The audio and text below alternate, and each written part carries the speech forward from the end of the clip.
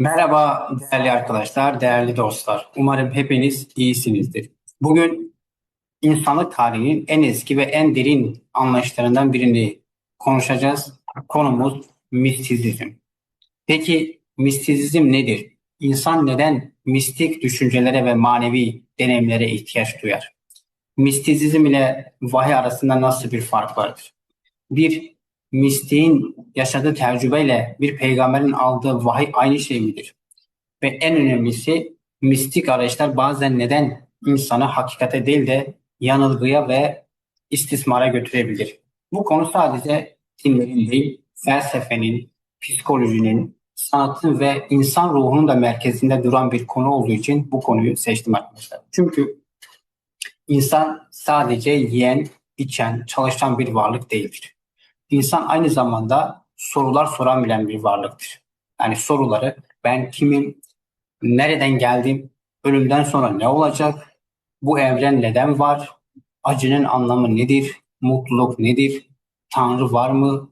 Varsa ona nasıl ulaşabilirim? Gibi bir sürü mistik sorular sorabilir.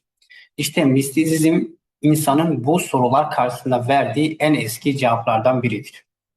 Budizm'den Taoizm'e, tasavvuftan modern dünyanın anlam krizine kadar uzanan geniş bir çerçevede bu soruların cevaplarını birlikte bulmaya çalışacağız arkadaşlar. İlk olarak insan neden mistik olur? Neden mistik anlayışa ihtiyaç duyar diye sorabiliriz. Aslında mistizmi anlamak için önce insanı anlamamız gerekir. Dikkat edin, tarihin hiçbir döneminde insan sadece maddi gerçeklerle yetinmemiştir. Mağara insanı bile gökyüzüne baktığında bir şeyler hissetmiştir. Ölülerini gömmüştür. Ritüeller geliştirmiştir. Dualar etmiştir. Kurbanlar sunmuştur. Çünkü insanın içinde görünmeye karşı doğal bir merak vardır. Bugün bilim ne kadar ilerlerse ilerlesin bu merak bitmemiştir ve bitmeyecektir. Bir doktor ameliyat yaparken, bir fizikçi atomu incelerken, bir astronom galaksileri araştırırken bile içten içe şu soruyla karşılaşır arkadaşlar. Bu düzenin arkasında ne var? İşte mistizm çoğu zaman bu sorulara verilen cevaptır. Peki mistizm nedir? Kelime kökeni olarak baktığımızda eski Yunanca'daki musterion yani sır kelimesinden gelir. Mistizm en genel anlamıyla arkadaşlar görünür dünyanın ötesindeki hakikate ulaşma çabasıdır.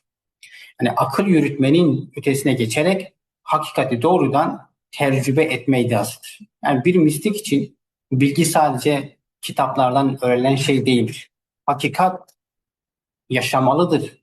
Hakikat hissedilmelidir, tecrübe edilmelidir. Bu yüzden mistikler çoğu zaman şöyle derler. Anlatamam ama yaşadım. Aslında mistisizmin en büyük problemi de burada başlar arkadaşlar. Çünkü yaşanan şey nedir arkadaşlar? Öznel bir tecrübedir. Başkasına ispatlayamazsınız. Bu nedenle mistizm ile vahiy arasındaki farkı iyi anlamak gerekir. Şimdi o farka bakacağız. Vahiy ile mistik tecrübe aynı şey midir diye soracağız. Burada son derece önemli bir ayrım yapmak gerekir. Çünkü tarih boyunca insanların büyük bir kısmı vahiy ile mistik tecrübeyi birbirine karıştırmışlar. İlk bakışta gerçekten de benzer görünebilir baktığımızda.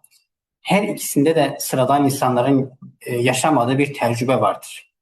Her ikisinde de görülmeyen aleme dair iddialar vardır. Her ikisinde de kişinin hayatı kökten değiştiren dönüşümler yaşamıştır. Bu yüzden bazı araştırmacılar Buda'yı, Konfüçyüs'ü, Lao Tzu'yu, Zerdüş'ü, Hazreti Muhammed'i aynı kategoriye koymaya çalışmışlardır. Fakat mesele biraz daha yakından baktığımızda arada çok temel fark olduğunu görebiliyoruz. Bu da mesela örneğin bu da uzun bir içsel arayışın sonunda aydınlandığını söyler. İşte Hintli mistikler meditasyon sonucunda hakikate ulaştıklarını söyler. İşte Taoistler evrenin akışını sezdiklerini bize söylerler. İşte tasavvufun bazı yorumlarında kişi tefekkür, riyazet ve manevi eğitim sonucunda bazı hallere ulaştığını ifade ederler. Bütün bunlara baktığımızda arkadaşlar burada hareket noktası nedir arkadaşlar? İnsandır. Yani insanın kendi çabası vardır. İnsan bir yerden bir yere ulaşmaya çalışmıştır. İnsan kendi çabasıyla yukarı doğru çıkmaktadır. İnsan hakikate ulaşmaya çalışmaktadır. Vahiy ise yön tersinedir.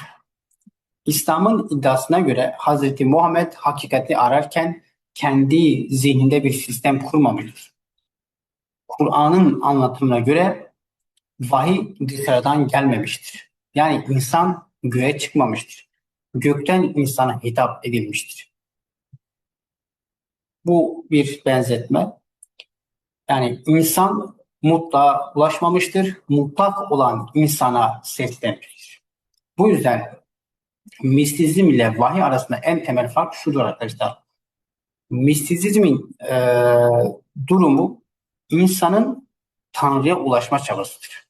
Vahiy ise Tanrı'nın insana ulaşma çabasıdır. Yani Tanrı tarafından insana ulaşma çabası var ortaya. Yani hareket noktası Tanrı. Şimdi burada çok önemli bir itiraz gelebilir. Birisi şöyle diyebilir. Peki bunu nasıl bilebileceğiz? Sonuçta biz Hz. Muhammed'in yaşadığı olaya şahit olmadık. Belki o da diğer işte mistikler gibi bir deneyim yaşadı. İşte tam bu noktada iman ve akıl arasında ilişki devreye girer arkadaşlar. Çünkü hiçbirimiz vahiy anını gözlerimizle görmedik. Hiçbirimiz Hira mağarasında değildik. Hiçbirimiz Cebrail'i görmedik. Bu yüzden mesele artık doğrudan gözlem alanından çıkar ve deliller alanına girer. Örneğin düşünelim. Bir mahkeme düşünün. Hakim suç anını görmez ama delillere bakar, şahitlere bakar, ortaya çıkan sonuca bakar. Sonra bir hüküm verir. Peygamberlik iddiasında aslında durum benzerdir. İnsan şu soruları sorar.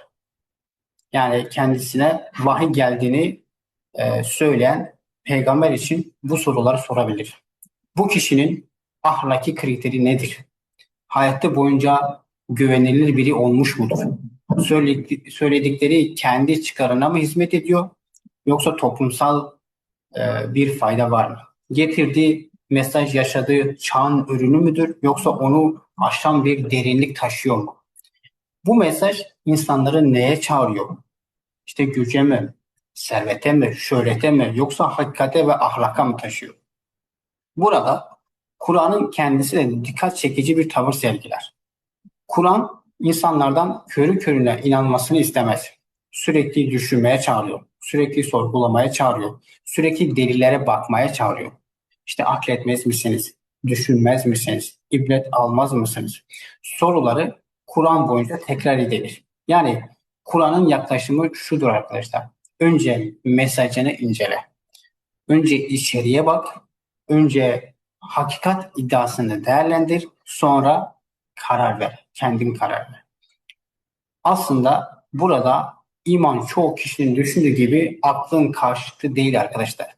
İman delillerden sonra verilen varoluşsal bir güvendir. Mesela hiç kimse sevgiyi laboratuvarda ölçemez. Dostluğu matematiksel olarak ispatlayamaz. Ama insanların davranışlarından, sözlerinden ve hayatlarından hareketle ona güven duyabilir. İman da buna benzer. Önce deliller vardır, sonra güven vardır, sonra teslimiyet vardır. Tabii ki bu deliller laboratuvarda yapılan deliller değil yani. Toplumun içerisinde, hayatın içerisinde bizzat şahit olduğumuz durumda. Şimdi burada başka önemli bir nokta daha var. Mistik tecrübeler son derece çeşitlidir. Yani bir Hindu mistiği Brahman'a ulaştığını söyler. İşte bir Budist Nirvana'ya ulaştığını söyler.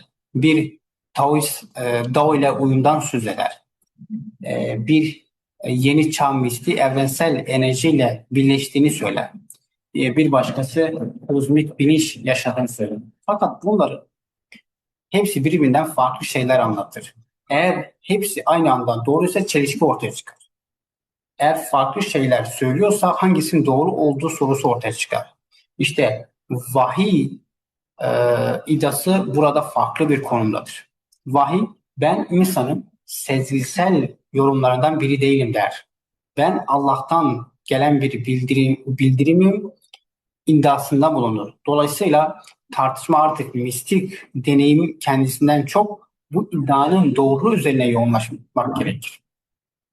Bu nedenle peygamberlik meselesi aslında bir mistisizm tartışması değil, bir hakikat iddiası tartışmasıdır. Soru şu: Kur'an gerçekten Allah'tan gelen bir mesaj mıdır yoksa Hazreti Muhammed'in kendi tecrübesinin ürünü müdür? İslam'ın cevabı nettir. Kur'an bir mistiğin sezgileri değil, bir peygamberin aldığı vahidir. İman eden kişi tam burada karar verir. Çünkü iman vahiy olayını gözleriyle görmek değil, peygamberin şahsiyetini, mesajın içeriği, tarihsel etkisi ve Kur'an'ın ortaya koyduğu hakikat iddiası üzerinden bu çağrının ilahi olup olmadığı duygusuna olan güven meselesidir.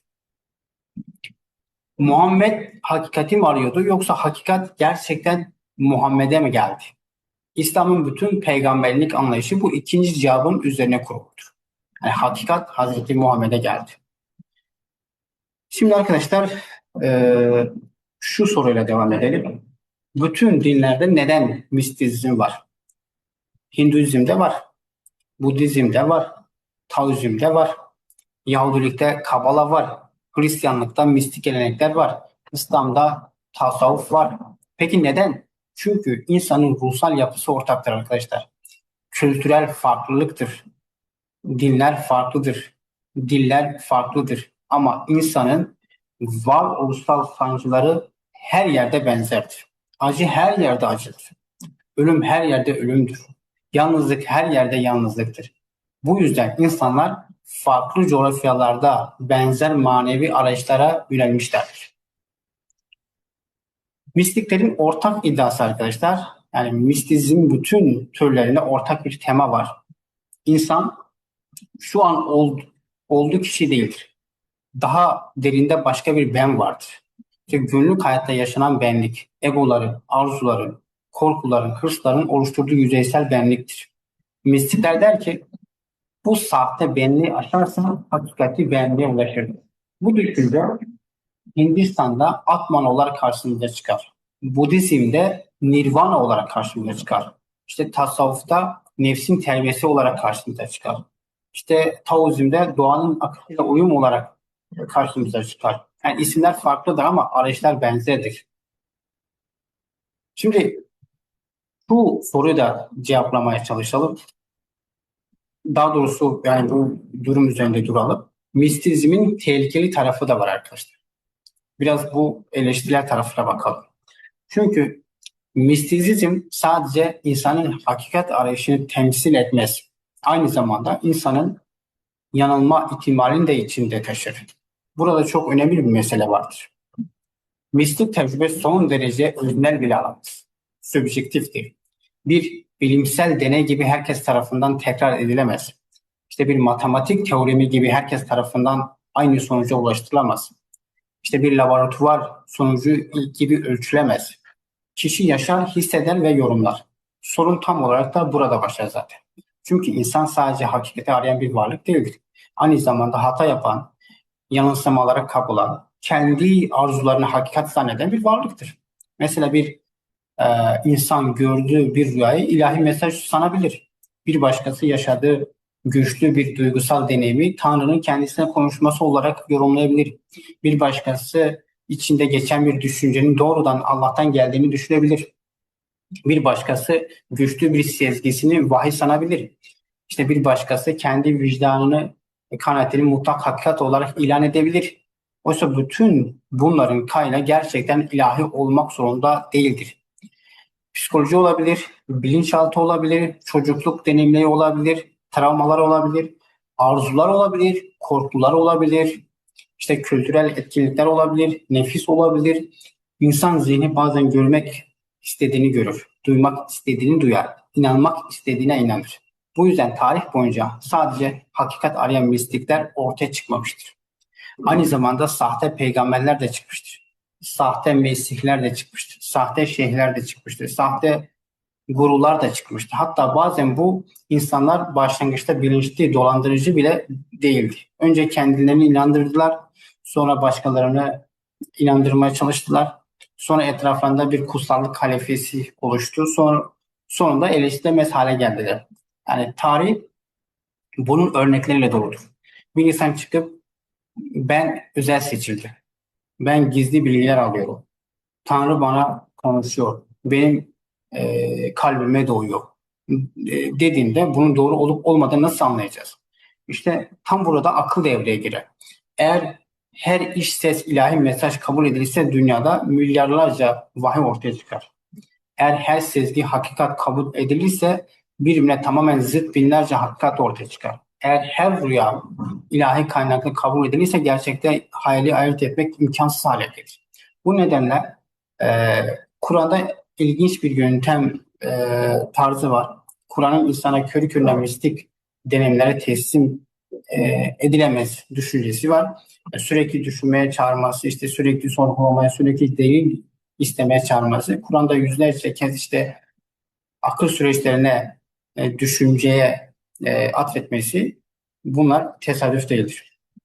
Çünkü Kur'an insanın sadece kalbine değil aklının da kullanmasını ister.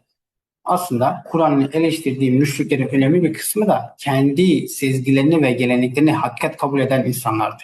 Onlar da bir tür mistik kesinliğe sahipti. Ama Kur'an onlara bunun delili nedir diye soruyordu. Hakikat sadece güçlü hissetmek değildir. Hakikat sadece etkilemek değildir. Hakikat sadece vecde gelmek değildir. Çünkü insan çok güçlü bir şekilde yanılabilir. Bir serap gören insan gerçekten su gördüğünü yemin edebilir. Fakat onun emin olması gördüğünün gerçek olduğunu anlamına gelmez. İşte mistizmin en büyük tehlikesi burada ortaya çıkar. Kişi yaşadığı deneyimin gerçek olduğundan son derece emin olabilir. Ama emin olmak doğru olmak demek değildir. Bu nedenle İslam düşüncesinde ilham ile vahiy arasında daima ayrım yapılmıştır. Vahiy peygambere gelir ve bağlayıcıdır. İlham ise kişisel olabilir ve hata ihtimali taşır. Bir kişinin kalbine doğan şey kendisi için anlamlı olabilir. Fakat bütün insanlık için mutlak hakikat ilan edilemez. Çünkü insanın sezgisi kadar yansımaları da vardır. İnsanın ilhamları kadar vehimleri de vardır. İnsanın keşifleri kadar kuruntuları da vardır. Bu yüzden hakikat arayışında kalp önemlidir ama tek başına yeterli değildir. Sezgi önemlidir ama tek başına yeterli değildir. Manevi tecrübe önemlidir ama tek başına yeterli değil. Bunların akıl, vicdan, ahlak ve eleştirel düşünceyle birlikte değerlendirmesi, ele alınması gerekir.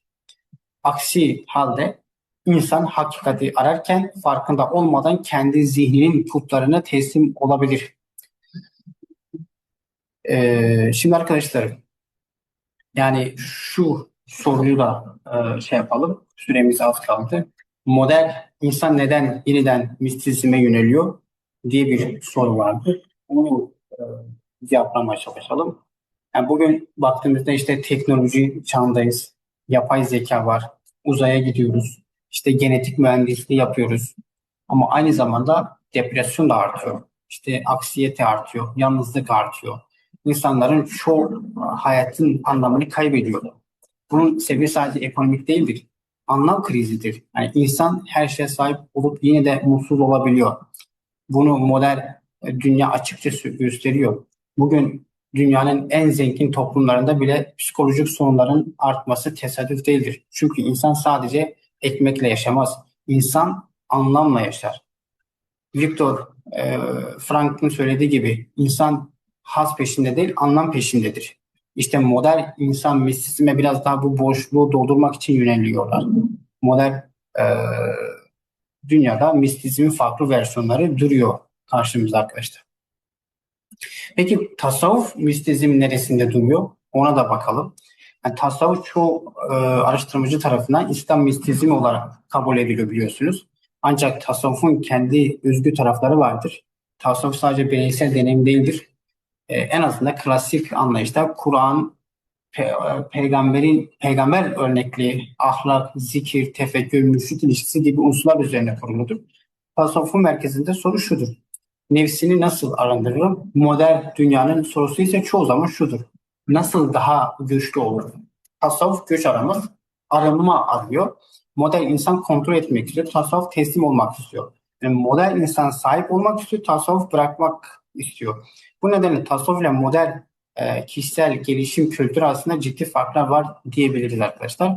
Peki bugünün en büyük mistizmi nedir diye sorarsak aslında biraz provokatif bir soru olabilir. Bugünün en büyük mistizmi belki de dinler değildir, tüketim kültürüdür. Yani ilk duyduğumuzda garip gelebilir.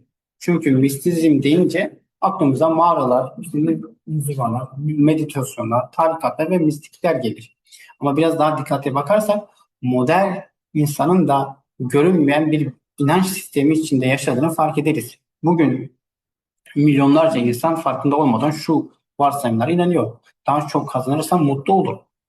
Daha büyük bir eve sahip olursam huzurlu olurum.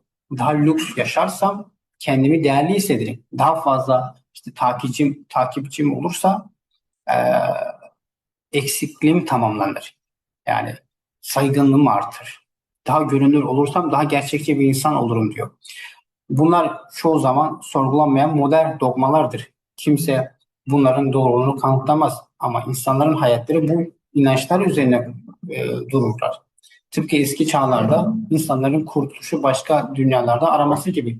İşte modern insan da kurtuluşu alışveriş merkezlerinde, işte kariyer basamaklarında ve sosyal medya ekranlarında aramaktadır. Fakat burada ilginç bir paradoks vardır: İnsanlık tarihinde hiçbir toplum bugünkü kadar zengin olmamıştır. Hiçbir nesil bugünkü kadar konforlu yaşamamıştır. Hiçbir dönem bugünkü kadar tüketim imkanına sahip olmamıştır. Ama aynı zamanda hiçbir dönem bugünkü kadar yalnızlık, depresyon, kaygı ve anlamsızlık duygusuyla karşı karşıya kalmamıştır. Bu bize önemli bir şey söylüyor arkadaşlar, bu durum. İnsanın problemi sadece yoksulluk değildir. İnsanın problemi sadece sahip olamamak değildir. Çünkü insan bazen hiçbir şeye sahip değilken huzurlu olabilir. Bazen de her şeye sahip olduğu halde içten içe boşluk hissedebilir. Demek ki mesele sadece sahip olmak değildir, mesele olmakla ilgilidir. Mesele insanın neye sahip olduğu değil, neye dönüştüğüyle ilgilidir. Çünkü ev büyüdükçe insan büyümez, maaş yükseldikçe anlam yükselmez, takipçi sayısı arttıkça bilgelik artmaz arkadaşlar. İnsanın iş dünyası gelişmediği sürece dışarıdaki kazanımlar bir süre sonra sıradanlaşır. Belki de modern çağın en büyük yanılgısı insanın manevi açlığını maddi araçlarla doldurabileceğini düşünmesidir. Oysa insan sadece tüketen bir varlık değildir. İnsan aynı zamanda anlam arayan bir varlıktır. Ve anlamın satın alınabildiği bir mağaza henüz icat edilmemiştir arkadaşlar. Böyle bir mağaza yok. Sonuç olarak arkadaşlar, sevgili dostlar, mistizm üzerine konuşurken aslında insan üzerine konuşuyoruz. Çünkü mistizm insanın sonsuzluk özlemidir. İnsan sonlu bir varlık olmasına rağmen sonsuza dönüşür. Ölümlü olmasına rağmen ölümsüzlüğü merak eder.